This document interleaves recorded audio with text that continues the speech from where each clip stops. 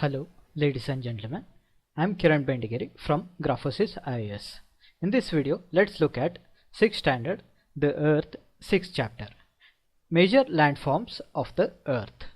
The surface of the Earth is not the same everywhere. The Earth has an infinite variety of landforms. Some parts of the lithosphere may be rugged and some flat. These landforms are a result of two processes. You will be amazed to know that the ground you are standing on is slowly moving. Within the Earth, a continuous movement is taking place. The first, or the internal process, leads to the upliftment and sinking of the Earth's surface at several places. From this passage we can know that the surface of the Earth is not same everywhere. We have observed also the surface is not same, and it has a variety of landforms. Some are rugged and some are flat, and the ground is also slowly moving, and it is a continuous process. And at some places, due to the internal process, the upliftment is taking place, and at some places it is sinking. Right, a hill is a land surface that rises higher than the surrounding area. Generally, a steep hill with an elevation of more than 600 meters is termed as a mountain. So remember, steep hill with an elevation of more than 600 meters is termed as a mountain. More than 600 meters. Name some mountains with a height of more than 8000 meters. One example is Himalaya. It is around 8000 something. We have read about this in previous chapters. Mountains. A mountain is any natural elevation of the Earth's surface. The mountains may have a small summit and a broad base. It is considerably higher than the surrounding area. Some mountains are even higher than the clouds. As you go higher, the climate becomes colder. In some mountains, there are permanently frozen rivers of ice. They are called glaciers. So we have to remember the definition of glacier. What is this? Permanently frozen rivers of ice in mountains. Right? There are some mountains you cannot see as they are under the sea. So under the sea also there are some mountains. Because of harsh climate, less people live in the mountain areas. Since the slopes are steep, less land is available for farming. So in this region, the population density is very less, and also since the slopes are steep, there is very less land for farming. Mountains may be arranged in a line known as range. Many mountain systems consist of a series of parallel ranges extending over hundreds of kilometers. The Himalayas, the Alps, and the Andes are mountain ranges of Asia. So remember, Asia, Europe, and South America respectively. So Himalayas is in Asia, Alps is in Europe, Andes is in South America. We are repeating this again. Please try to recall and remember these mountains, and these are mountain ranges. Right? Mountains vary in their heights and shape. There are three types of mountains. Again, these things are to be remembered. These are important. So it is based on how they are formed. Fold mountains. These are formed by one type of process. Block. It is it is another type of process through which mountains are formed. And volcanic mountains. So the Himalayan mountains and the Alps are young fold mountains with rugged relief and high conical peaks. So you might have seen in pictures the Himalayan mountains are very sharp conical peaks, Himalayan and Alps. So let's look at the peak also. So we can see here this has conical shape, right? And the Alps is also like that. The Aravalli range in India is one of the oldest fold mountain systems in the world. Aravalli range, Narmada, Tapti. I hope you remember the rivers. The range has considerably worn down due to the process of erosion. The Appalachians in North America. This is Appalachians at the east of North America. And the Ural Mountains in Russia have rounded features and low elevation. The Appalachians and Ural Mountains, which is in between Asia and Europe, right? So these have rounded features and low elevation. They are very old fold mountains because they are very old. This has worn down due to the process of erosion. So this has to be remembered. This Alps and Himalayas, these are conical shape, and these are new fold mountains. And the mountains which are in North America, that is Appalachian, and the mountains in Russia, these have rounded features and low elevation, and these are very old fold mountains, right? Block mountains are created when large areas are broken and displaced vertically.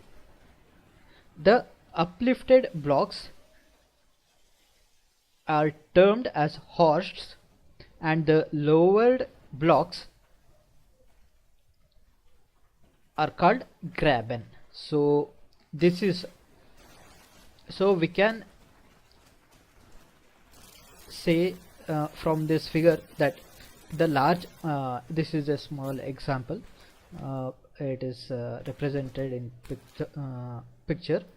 So when the large area is broken,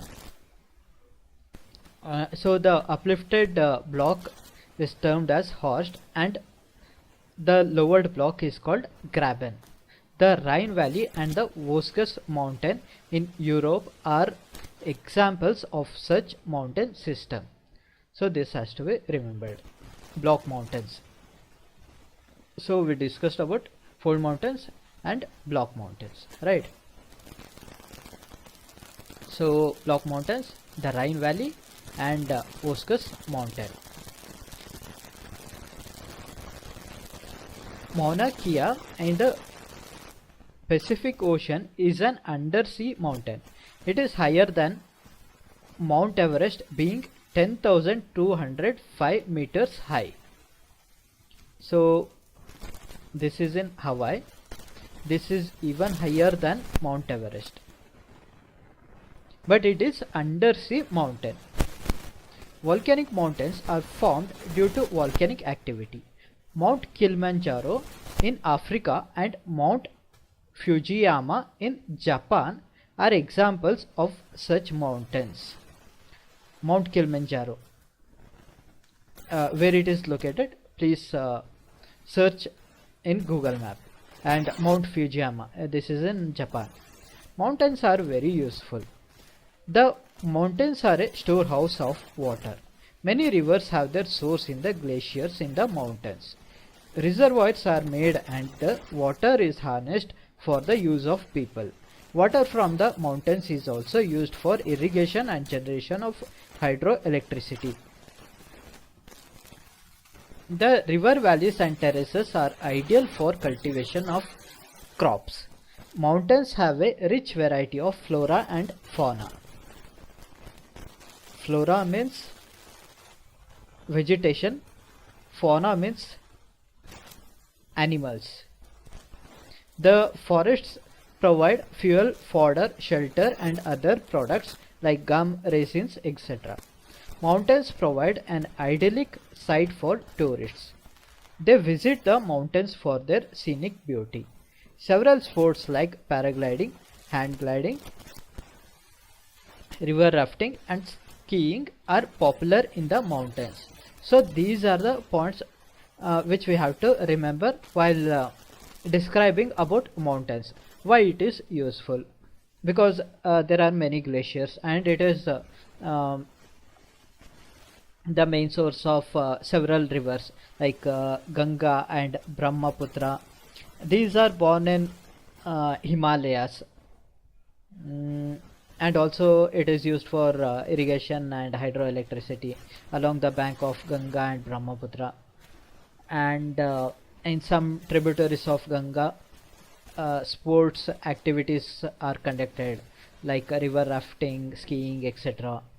And it has also rich in flora and fauna, where we will get many kind of products, forest products, and it is also a very scenic site for tourists. So this is the picture of volcanic mountain. So please go through it. Lava bombs and molten rocks flowing down, and this is the magma. Right. So next we study about plateaus. A plateau is an elevated flat land. Right. Elevated flat land. Remember, Deccan Plateau. It is a elevated flat land. It is at the center part of India. It is a flat-topped tableland standing above the surrounding area. A plateau may have one or more sides with steep slopes. So remember, it has very steep slopes. You can link it with Joke Falls, which has steep slopes.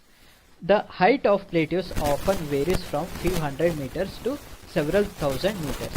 Plateaus, like mountains, may be young or old.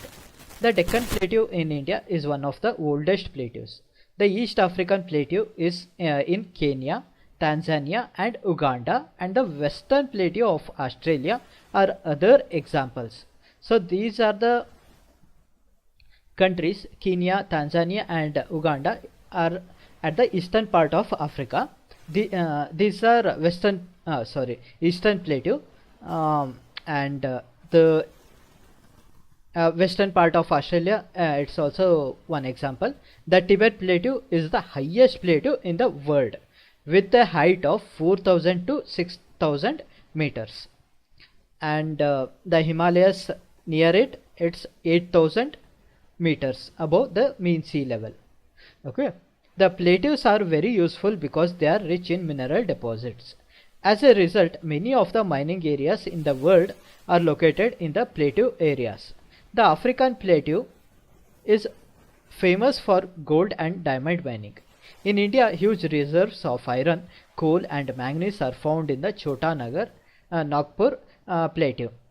So remember, this is good reserves for minerals and all. And in Chota Nagpur plateau, we can find huge reserves of iron, coal and manganese. So we can find many industrial plants of many steel plants are in the Chota Nagpur plateau. In the plateau areas, there may be several waterfalls as the river falls from a great height. In India, the Hundru falls in the Chota Nagpur plateau on the river Suvarna Rekha, and the Jog falls in Karnataka are examples of such waterfalls.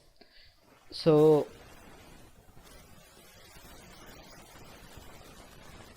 let's search for it. Hundru Falls. This is Hundru Falls. This is Hundru Falls in Ranchi, right? And Jog Falls, which is one of the highest falls in the world also.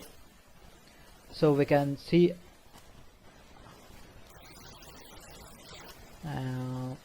yeah, this is the clear pic. We can see how big it is, and the lava plateaus are rich in black soil that are fertile and good for cultivation. Many plateaus have scenic spots and are of great attraction to tourists, right? So this is all about plateaus. Next, move on to plains. Plains are large stretches of flat land. They are generally not more than 200 meters above mean sea level. Some plains are extremely level, others may be slightly rolling and undulating. Most of the plains are formed by rivers and their tributaries. The rivers flow down the slopes of mountains and erode them. They carry forward the eroded material.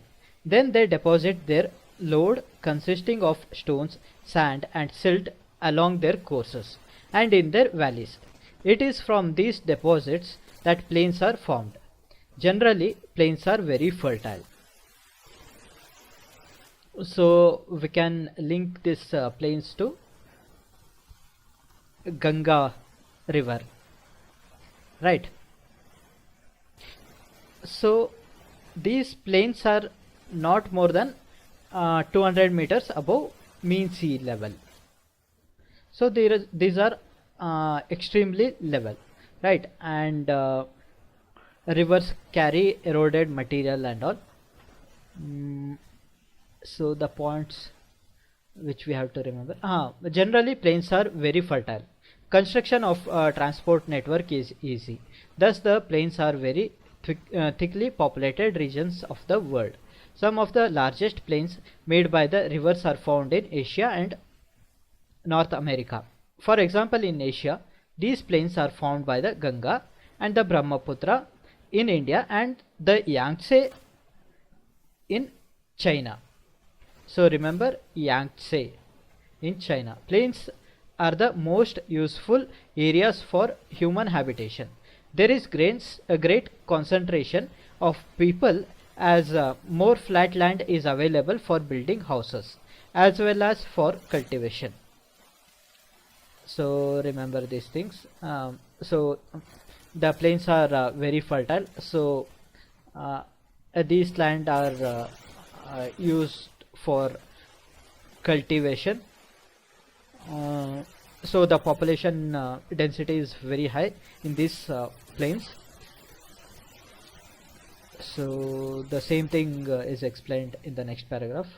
And rope bridge, let's have a look at rope bridge. Rope bridge, these are the rope bridge. Okay,